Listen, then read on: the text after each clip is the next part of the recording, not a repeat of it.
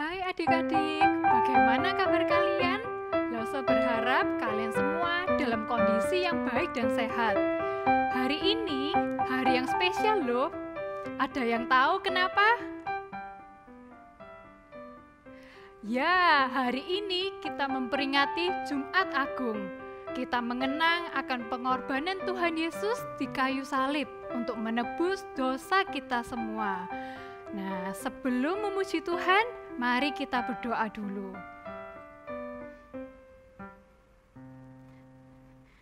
Tuhan Yesus, terima kasih untuk kasih-Mu yang begitu besar kepada kami. Tuhan yang rela berkorban, disalibkan untuk menebus dosa-dosa kami semua. Tuhan, sekarang kami mau memuji dan memuliakan Tuhan. Kiranya Tuhan yang sertai ibadah ini. Terima kasih Tuhan, dalam nama Tuhan Yesus kami berdoa. Amin.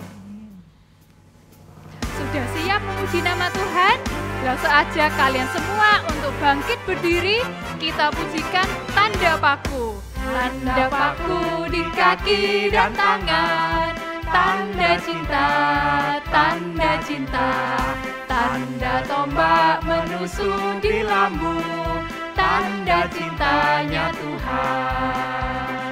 Itu semua Tuhan sudah terima, guna selamatkan yang ikut Dia. Selamat orang yang tidak melihat, tapi percaya juga. Tanda paku, tanda paku di kaki dan tangan, tanda cinta, tanda cinta, tanda tombak menusuk di lambung, tanda cintanya Tuhan. Itu semua Tuhan sudah terima, guna selamatkan yang ikut Dia. Selamat orang yang tidak melihat, tapi percaya juga. Yesus disalib karena cinta saya. Yesus disalib karena cinta saya. Cinta saya, cinta saya. Yesus disalib karena cinta saya. Dosa dihapuskan. Yesus disalib karena cinta kamu. Yesus disalib karena cinta kamu. Cinta kamu, cinta kamu. Yesus disalib karena cinta kamu. Dosa dihapuskan. Yesus disalib karena cinta kita semua. Yesus disalib karena cinta semua. Cinta semua, cinta semua. Yesus disalib karena cinta semua. Dosa dihapuskan. Ya, sekarang sebagai ucapan syukur kita kepada Tuhan, kita mau persiapkan persembahan yang terbaik untuk Tuhan. Dan kita siapkan hati kita sebelum mendengarkan firman Tuhan. Pimpin ke Kalvari.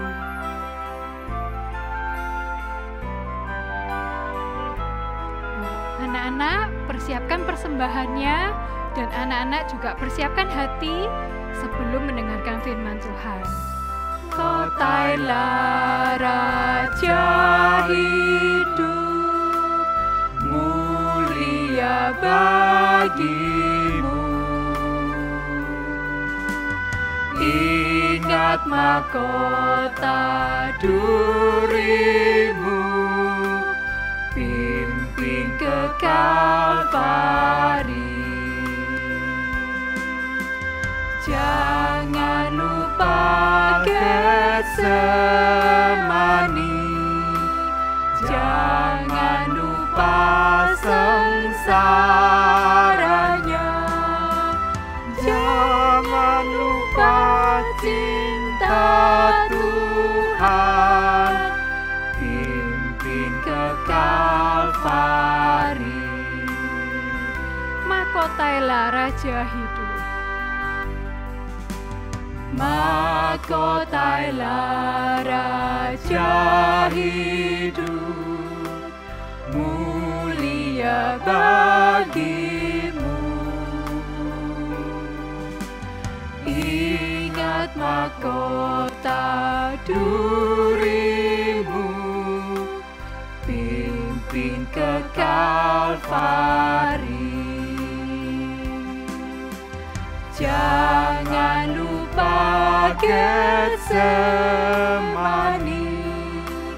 jangan lupa sengsaranya, jangan lupa cinta Tuhan, pimpin ke Kalvari. Jangan lupa Getsemani, jangan lupa Getsemani, jangan lupa sengsaranya, jangan lupa cinta Tuhan, pimpin ke Kalvari, pimpin ke Kalvari, pimpin ke Kalvari.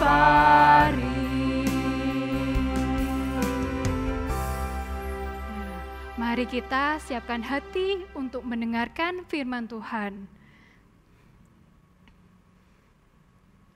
Ayo anak-anak, sekarang sebelum kita bersama-sama mendengarkan firman Tuhan, kita akan berdoa. Semua menirukan Lause berdoa. Mari kita berdoa. Tuhan Yesus, saat ini kami mau mengerti tentang kasih-Mu yang Engkau tunjukkan ketika Engkau mati di kayu salib. Berkatilah kami Tuhan, kami memohon di dalam nama Tuhan Yesus Kristus. Amin. Nah, pagi hari ini kita akan bersama-sama belajar tentang tema kita seperti yang ada di depan. Ada yang tahu temanya? Temanya adalah The Greatest Love. Apa itu artinya? Anak-anak, ini artinya adalah kasih yang besar. Kasihnya siapa? Pagi ini kita mau melihat dan mengingat tentang kasih Tuhan Yesus yang sangat besar. Apa artinya ini? Kenapa kita mendengarkan ini di hari Jumat Agung? Nah anak-anak, untuk mengerti cerita ini, kita harus memulai dari sesuatu yang penting. Apa itu? Mari kita lihat. Kalau kalian lihat, di sini ada gambar Tuhan Yesus. Tuhan Yesus mengingatkan kita kepada apa? Kepada Tuhan dan Allah yang sangat besar, sangat hebat. Kehebatannya itu sudah dimulai dari dulu sekali. Tuhan Yesus itu bukan saja hebat, Tuhan itu adalah Tuhan yang sangat sayang kepada siapa? Kepada seluruh ciptaannya ini, khususnya kepada manusia. Kepada siapa? Kepada Lause, kepada kamu, dan juga kepada papa mama, semua orang yang ada di rumah. Tuhan sayang sekali.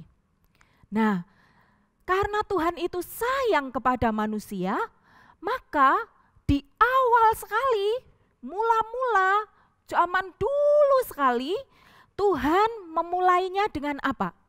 Dia menciptakan seluruh dunia ini dengan sangat baik.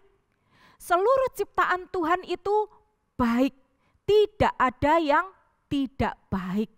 Nah, kenapa ya? Kok Tuhan itu menciptakan semuanya harus baik? Karena apa?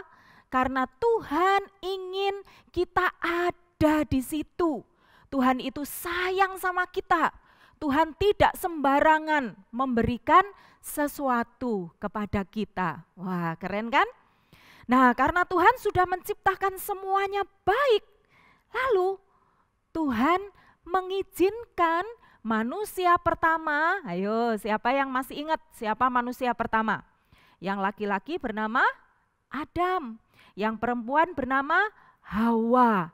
Nah, kepada dua orang ini Tuhan berkata, kalian boleh tinggal di sini. Kalian akan senang sekali di sini. Kenapa kok senang?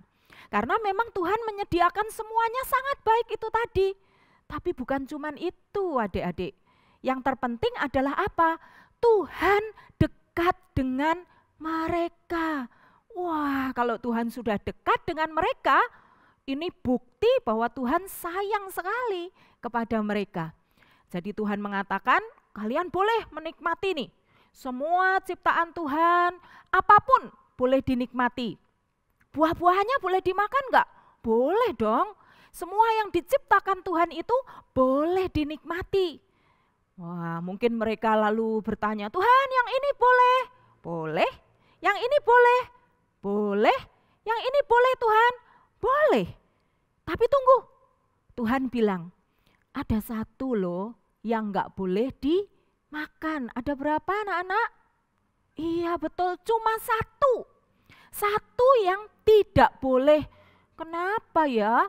Kok Tuhan bilang enggak boleh dimakan yang satu ini?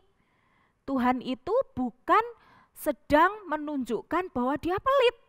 Tapi Tuhan ingin tahu apakah anak-anak Tuhan khususnya yang di taman yang bagus tadi, anak-anak masih tahu enggak itu taman apa namanya? Taman Eden. Di taman yang bagus itu Tuhan pengen lihat apakah Adam dan Hawa adalah anak-anak yang taat atau tidak. Jadi Tuhan menunjukkan, ingat ya, untuk pohon yang ini buahnya tidak boleh dimakan. Ada berapa buah yang tidak boleh dimakan? Ada berapa pohon? Cuma satu. Harusnya gampang kan ya anak-anak ya? Karena kenapa? Karena masih banyak lagi tanaman, tumbuhan, pohon-pohonan, kemudian buah-buahan. Semua buah itu bisa dinikmati kecuali satu. Wah, sebenarnya enggak terlalu susah, tapi ingat, ketika Tuhan meminta anak-anaknya untuk taat, ada musuhnya Tuhan yang enggak seneng kalau ada anak yang taat. Menurutmu siapa anak-anak? Iya betul sekali, musuhnya Tuhan itu ya iblis. Iblis enggak suka melihat Adam dan Hawa itu taat. Lalu dia mulai menggodai si Hawa. Hawa itu yang perempuan kan?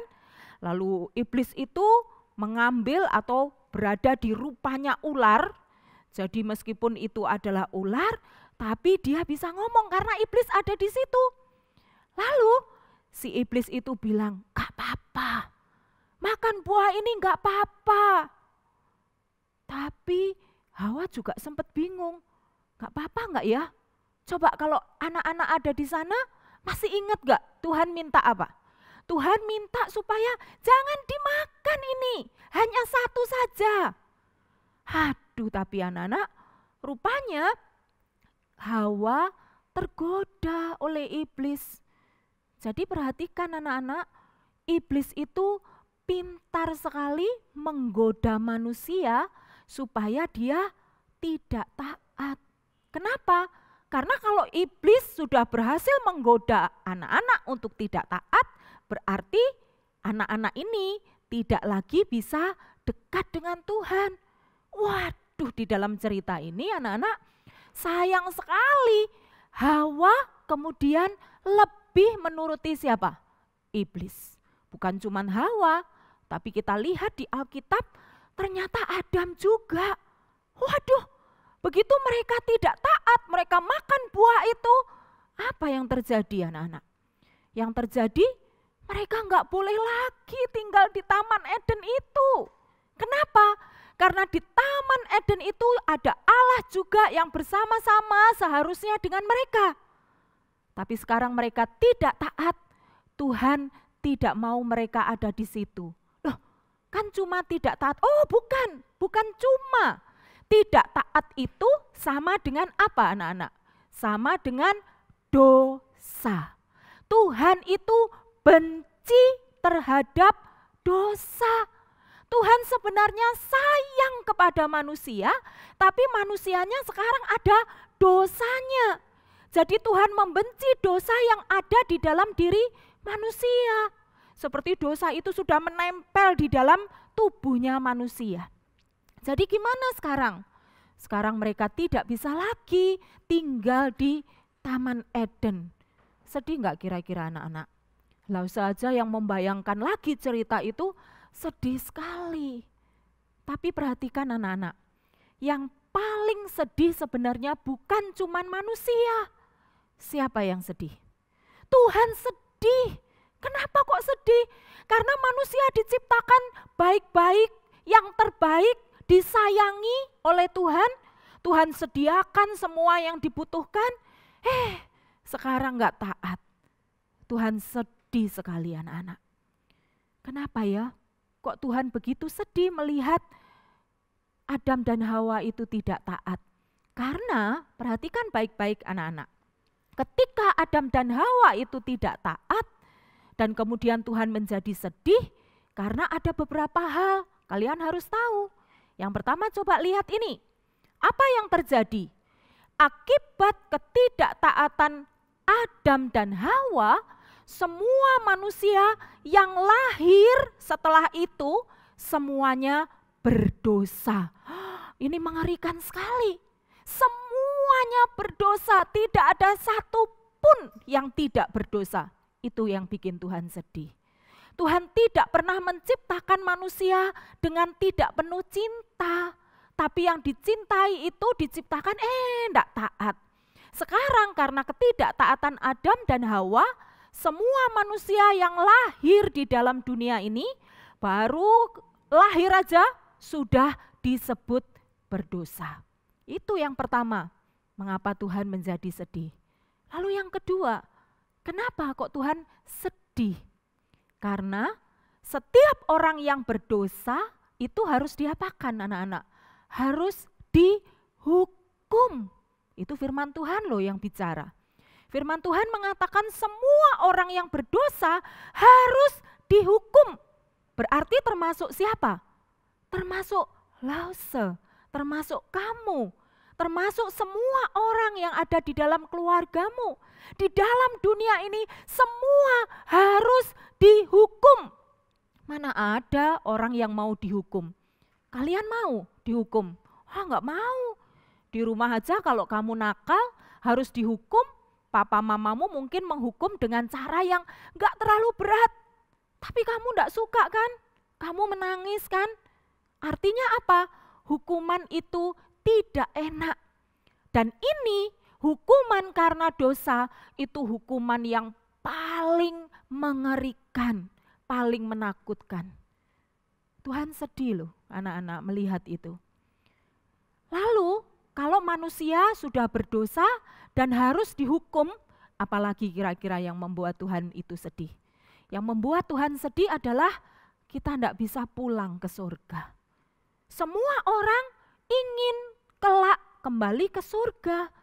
Karena apa? Kalau kita tidak ada di surga, berarti kita di tempat lawannya surga. Lawannya surga apa coba anak-anak? Neraka. Berarti di neraka ada Tuhan enggak? Di sana enggak ada. Tuhan ada di surga. Dan kalau kita tidak boleh pulang ke surga, berarti kita tidak pernah bertemu Tuhan, tidak bersama-sama dengan Tuhan. Dan itu mengerikan, sangat mengerikan.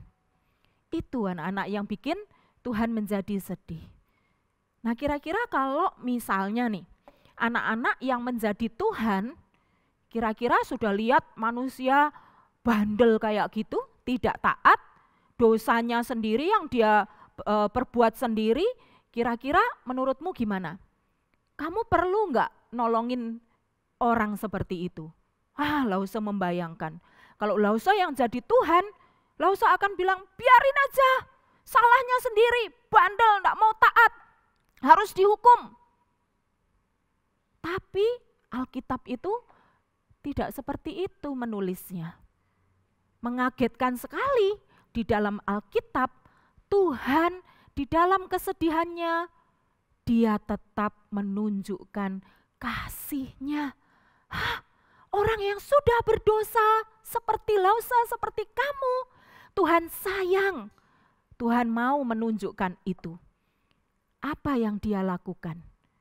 Lalu Tuhan turun ke dalam dunia, turun sebagai bayi waktu pertama kali datang ke dalam dunia. Ingat gak?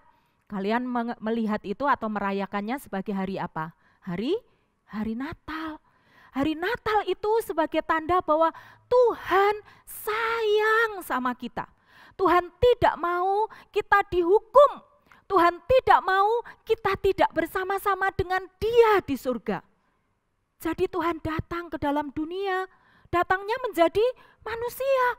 Tuhan loh mau jadi manusia, kenapa? Karena Dia sayang sama kita. Lalu setelah Tuhan menjadi besar, Tuhan Yesus besar, Dia melayani anak-anak. Dia datangi orang yang sakit, disembuhkan. Dia mengajar tentang Allah. Supaya apa? Supaya orang-orang yang berdosa itu hatinya ditegur. Tidak terus-menerus berbuat dosa. Sayang enggak Tuhan itu? Sayang. Dia bahkan pernah membangkitkan seseorang yang mati. Sebagai tanda apa? Tuhan sayang sekali. Kira-kira apakah sayangnya Tuhan berhenti di situ? Tidak. Tuhan sangat mengasihi kita. Tapi sayangnya Tuhan itu sangat besar. Dan kasih yang paling besar, seperti tema kita hari ini, kasihnya yang paling besar, wah ini agak enggak masuk akal anak-anak. Kenapa? Karena orang sudah berdosa, orang sudah melawan Tuhan, tapi Tuhan masih mau mengasihi. Mengasihinya bukan cuma mau kasih makan, bukan cuma sembuhin dari penyakit. Aduh, yang mengagetkan adalah Tuhan itu mau menggantikan kita. Loh, menggantikan dari apa? Tadi Lausa ceritakan, semua manusia yang berdosa harus diapakan? Dihukum. Tapi karena Tuhan itu sayangnya begitu besar, sayangnya tidak cuma ditunjukkan lewat apa tadi? Ngasih makan, ngasih obat kalau sakit. Tapi sekarang yang terbesar yang Tuhan ingin lakukan apa? Semua orang yang harusnya dihukum gak usah. Kenapa kok gak usah? Karena Tuhan bilang, aku yang akan menggantikan kalian. Kalian itu siapa? Semua orang yang mau percaya kepada Tuhan Yesus. Lause, kamu, dan semua orang. Tuhan mau menggantikan kita. Wah, begitu Tuhan mau menggantikan dosa kita, itu berarti hukumannya tidak main-main. Coba kita lihat. Tuhan Yesus harus disalib. Pada saat Tuhan Yesus disalib, ini enggak adil loh anak-anak. Seharusnya yang disalib itu kita. Lause, kamu. Yang disalib adalah kita karena kita yang berdosa. Tuhan Yesus tidak berdosa sama sekali. Tapi Dia mau disalib. Kenapa? Karena Dia sayang sekali sama kita. Sayangnya itu sangat besar. Lalu Dia mau menggantikan kita. Coba perhatikan gambar itu anak-anak. Kalau kita perhatikan gambar itu waktu Tuhan Yesus disalib, ada banyak yang harus dilukai. Kalian coba lihat, ada apa saja itu? Di bagian kepala ada apa? Ada mahkota duri. Harusnya siapa yang dipasangi mahkota duri itu? Kita. Karena kita yang berdosa. Pikiran-pikiran kita banyak sekali memikirkan yang jelek, yang jahat. Kalau sekolah aja kadang-kadang nggak bisa mikirin pelajaran, nggak konsentrasi, ngelamun yang lain-lain. Di sekolah minggu juga begitu. Lausanya lagi cerita, aduh kelihatannya memperhatikan padahal nggak ada ayat yang diingat. Itu juga menunjukkan bahwa kita ini orang berdosa anak-anak. Tapi Tuhan bilang, biarkan aku yang menggantikannya. Kepalanya diapakan? Dimahkotai dengan duri. Karena mahkota itu, kepala Tuhan Yesus harus mengeluarkan darah dan itu sangat sakit. Tapi Tuhan Yesus tidak mengeluh. Tuhan Yesus mau lakukan itu. Alasannya apa? Alasannya adalah tema kita ini anak-anak. karena kasih-Nya sangat besar kepada kita. Bukan saja kepalanya, sekarang coba kamu lihat lagi, apa yang terluka? Ada yang tahu? Iya, tangannya dipaku. Bukankah itu harusnya tangan kita, anak-anak? Tangan kita yang harus dipaku, kenapa? Tangan kita ini loh yang banyak melakukan kejahatan. Dan harusnya kita tidak perlu dikasihani.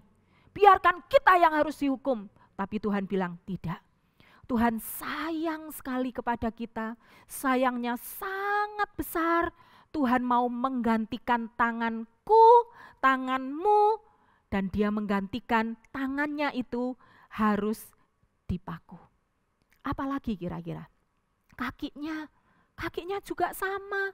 Dipaku dan terluka. Dan itu sangat-sangat sakit. Kalian pernah kena jarum enggak? Kena jarum aja kita sudah sangat kesakitan. Ada anak-anak tertentu bahkan kena jarum kecil, mau disuntik aja lari-lari. Ada yang nangis, ada yang enggak berani masuk sekolah kan? Tapi Tuhan Yesus lebih dari itu.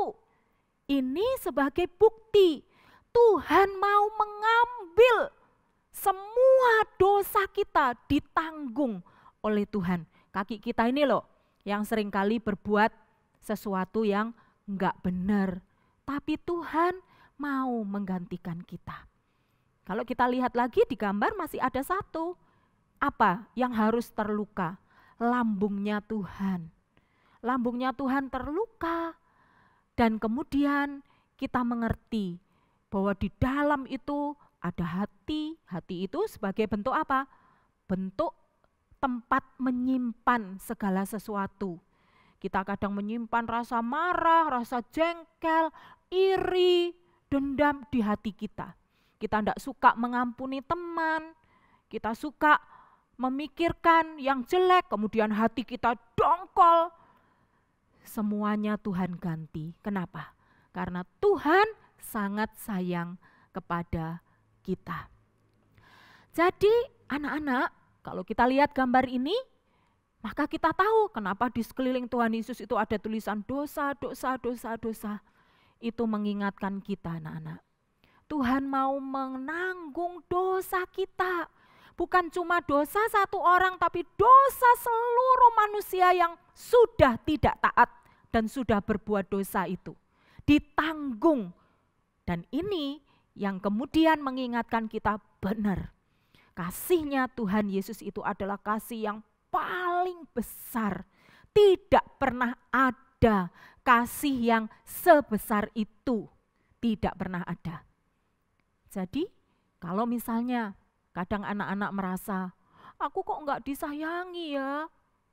Ketika anak-anak merasa kurang kasih, kenapa sekarang kita enggak datang kepada Tuhan? Tuhan loh mengasihi kita sangat besar. Jadi tidak ada lagi anak-anak Tuhan yang tidak merasa disayangi, tidak merasa dikasihi. Karena apa?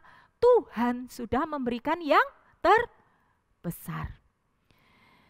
Nah karena itu anak-anak, kalau Tuhan sudah memberikan kasih-Nya yang sangat besar, kalau misalnya papa mamamu di hari ulang tahunmu, kamu itu sebenarnya dalam hati gini, aku ini pengen dibelikan handphone yang bagus. Ya, sekarang sudah punya handphone tapi kurang bagus. Lalu tiba-tiba papa mamamu memberikan hadiah yang handphone yang bagus, lebih bagus dari apa yang kamu inginkan. Apa kira-kira yang akan kamu katakan kepada papa mamamu? Tidak usah disuruh kan? Kalau sudah tahu, wah ini handphone yang bagus ini tanda bahwa papa mama sayang sama aku. Ayo, gak usah disuruh, kalian akan bilang apa? Kalian akan bilang, terima kasih Pak, terima kasih Ma. Bahkan anak-anak pasti akan memeluk papa mamanya. Terima kasih ya Pak, terima kasih ya Ma. Anak-anak yang sangat berterima kasih, kadang-kadang bukan cuma sampai di situ. Seringkali apa? Sebagai bentuk terima kasihnya, wah mereka akan menjadi anak yang rajin. Nah seperti kalian nih, sekarang kalian beberapa lamanya kan ibadah di rumah, sekolah di rumah. Ada anak-anak yang tahu bahwa wah papa mamaku sangat sayang sama aku.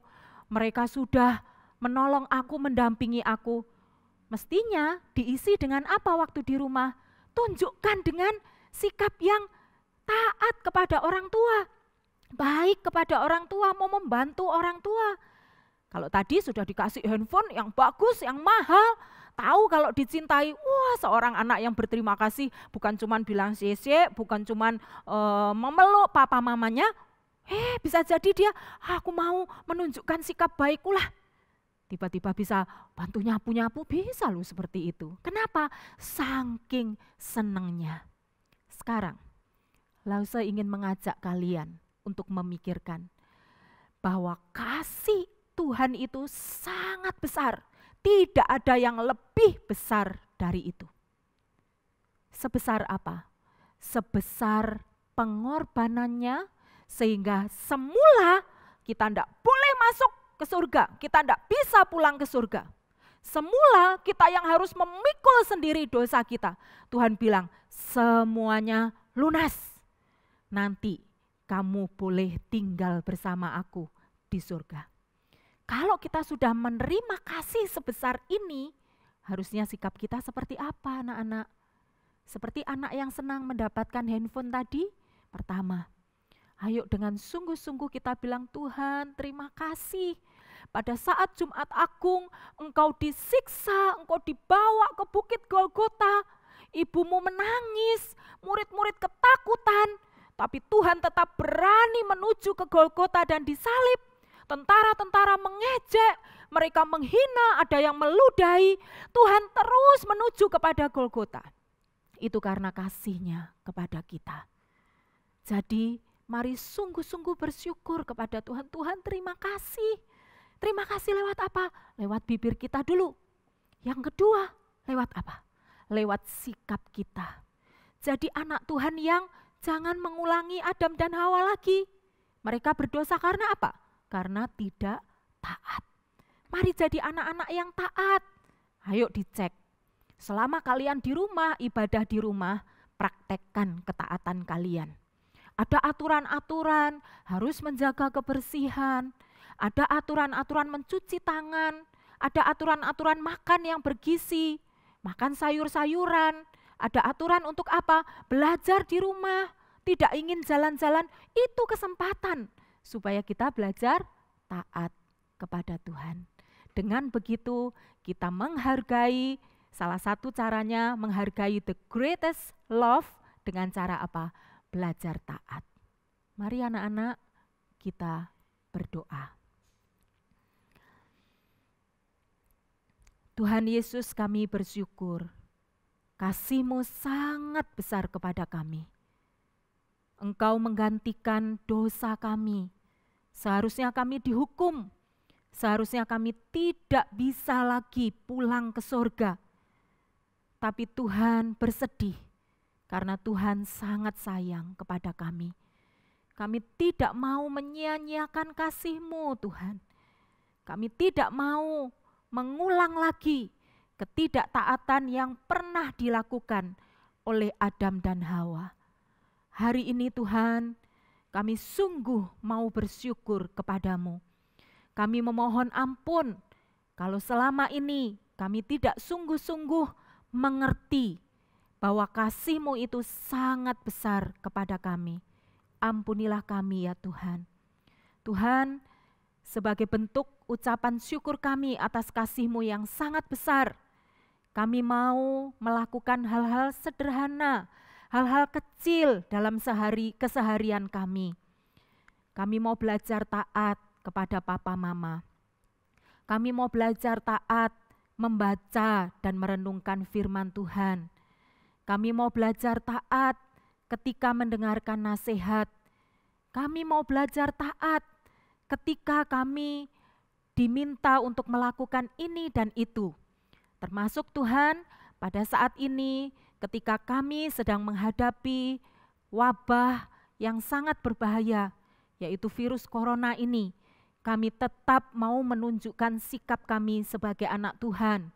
Kami mau patuh kepada apa yang diumumkan oleh pemerintah, sebab kami tahu bahwa pemerintah itu adalah wakil Tuhan bagi kami. Kami juga mau terus berdoa. Karena kami percaya kasih-Mu sangat besar, Engkau mengasihi negara kami, Engkau mengasihi dunia ini. Kami mohon Tuhan, kiranya wabah ini segera berlalu. Kami percaya Tuhan menjawab doa kami. Tuhan, salah satu tekad kami nanti setelah ibadah ini kami juga akan belajar untuk mengingat satu kebenaran firman Tuhan yang akan menjadi ayat hafalan kami selama beberapa waktu ke depan. Supaya dengan ayat hafalan itu kami tetap mengingat bahwa Tuhan mencintai kami dengan sangat besar. Kami bersyukur di dalam nama Tuhan Yesus Kristus. Amin. Sebelum menutup, kita akan menghafal ayat ini, nanti dihafalkan dengan papa mamamu, dengan kakak adikmu, setelah ibadah selama beberapa hari dihafalkan ya. Sebelum kita tutup, kita hafalkan bersama-sama Roma 5 ayat 8. 1, 2, 3. Allah menunjukkan kasih-Nya kepada kita karena Kristus telah mati untuk kita. Sekali lagi, Roma 5 ayat 8. Allah menunjukkan kasih-Nya kepada kita karena Kristus telah mati untuk kita. Kiranya Tuhan memberkati kita semua. Amin.